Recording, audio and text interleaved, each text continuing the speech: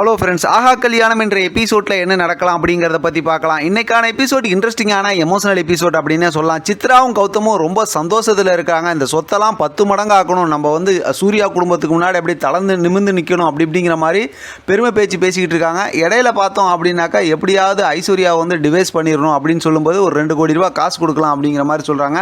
உடனே சித்ரா இருந்துட்டு அந்த காசு கூட எதுக்கு கொடுக்குற அப்படிங்கிற மாதிரி கேட்கும்போது முதல்ல டிவைஸ் பேப்பரில் கையெழுத்து வாங்குவேன், அதுக்கப்புறம் அவங்கள ஏமாத்திடுவேன் அப்படிங்கிற மாதிரி கௌதம் சொல்கிறாங்க.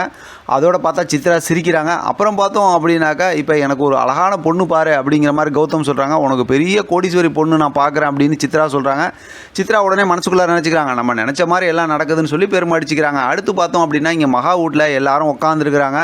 இப்போ சாப்பாடெலாம் எடுத்து வச்சுட்டு சாப்பிட கூப்பிட்றாங்க. எல்லாரும் ரொம்ப எமோஷனலாக பேசுகிறாங்க. ஒரு கட்டத்தில் மகா, கோடீஸ்வரி, அதே நேரத்தில் பிரபா எல்லாரும் பேசி அவங்கள சமாதானப்படுத்தி சாப்பிட கூப்பிட்டுறாங்க. இப்போ எல்லாரும் உட்காந்து சாப்பிட்றாங்க. ரொம்பவுமே சந்தோஷமாக இருக்குங்க. பார்க்கவே அப்படியே கண்கொள்ளா காட்சியாக இருக்குது. எல்லாரும் உட்காந்து சாப்பிட்டுட்டு இருக்கும்போது மகா இடையில அதை சூர்யாவுக்கு சாப்பாடு வச்சுக்கிட்டு இருக்கும்போது சூர்யா தேங்க்ஸ் சொல்கிறாரு. அதெல்லாம் பார்த்தா எனக்கு ஐ லவ் யூ சொல்லுங்கள் அப்படின்னு சொல்லி ரொமான்ஸ் பண்ணுறாங்க. அதை எல்லாருமே பார்க்குறாங்க. அது ஒரு ஜாலி மைண்டாக இருக்குது. எல்லாரும் இப்போ பார்த்தோம் அப்படின்னாக்கா சாப்பிட்டு முடிச்சதுக்கப்புறம் இப்போ மகாவோட அப்பா இருக்காங்களா, அவங்க பார்த்தோம் அப்படின்னா பாய், தலைவாணி இந்த மாதிரி எல்லா பொருளும் வாங்கிட்டு வந்துடுறாங்க. ஏன்னா எல்லாரும் படுக்கிறதுக்கு வேணும் இல்லை, அவங்க வீட்டில் கொஞ்சம் பேர் தானே இருந்தாங்க, எல்லாம் வாங்கிட்டு வந்துடுறாங்க.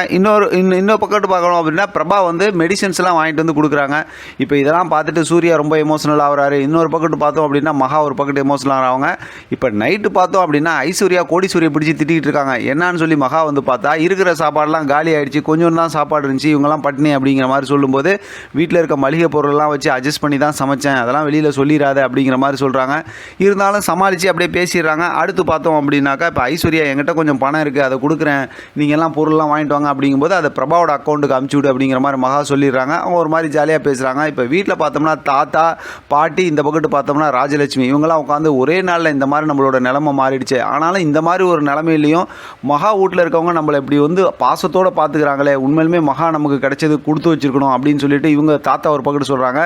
ராஜலட்சுமி நான் இதை புரிஞ்சிக்காமல் எத்தனையோ தடவை மகாவை கஷ்டப்படுத்துகிற மாதிரி நான் பேசியிருக்கேன், மகாவோட குடும்பத்தில் நான் பேசியிருக்கேன், மகா வீட்டை விட்டு அனுப்பிச்சிருக்கேன், ஆனால் நான் இப்போ ரொம்ப வருத்தப்படுறேன், மகா மாதிரி ஒரு குடும்பம் நமக்கு கிடைச்சி ரொம்ப சந்தோஷப்படுறேன் அப்படின்னு சொல்லிட்டு அதெல்லாம் பேசுகிறாங்க. இதெல்லாம் கோடீஸ்வரி கேட்டுட்டு ரொம்ப சந்தோஷப்படுறாங்க. மகாவை பற்றி புரிஞ்சுக்கிட்டு இப்படி நடந்துக்கிறாங்களேன்னு ஐஸ்வர்யா பக்கத்தில் வந்துடுறாங்க. ஐஸ்வர்யா பக்கத்தில் வந்ததுக்கப்புறம் இந்த விஷயத்தை பேசிட்டு அவங்கக்கிட்ட ஒரு மாதிரி குசும்புத்தனம் பண்ணிக்கிட்டு, உனக்கு என்ன இப்போ உன் பொண்ணை சந்தோஷமாக பேசுனதுமே சந்தோஷப்படுற அதானே, சரி நீ இதை சாப்பிடுன்னு சொல்லி அவங்க தான் சாப்பிடாமல் இருக்காங்களா, சாப்பிட வைக்கிறாங்க. இருந்தாலும் எனக்கு மனசெல்லாம் நிறைஞ்சு போச்சு அப்படின்னு சொல்கிறாங்க. ரொம்பவுமே எமோஷனலாக இன்றைக்கான எபிசோட் முடிச்சிருக்காங்க. பார்க்கலாம் அடுத்து என்ன நடக்குதுன்னு. இதை பற்றின உங்களோட கருத்து கமெண்ட் பாக்ஸில் தெரியப்படுத்துங்க. தொடர்ந்து ஆதரவு கொடுங்க. தேங்க்யூ ஃப்ரெண்ட், தேங்க்ஸ் ஃபார் வாட்சிங்.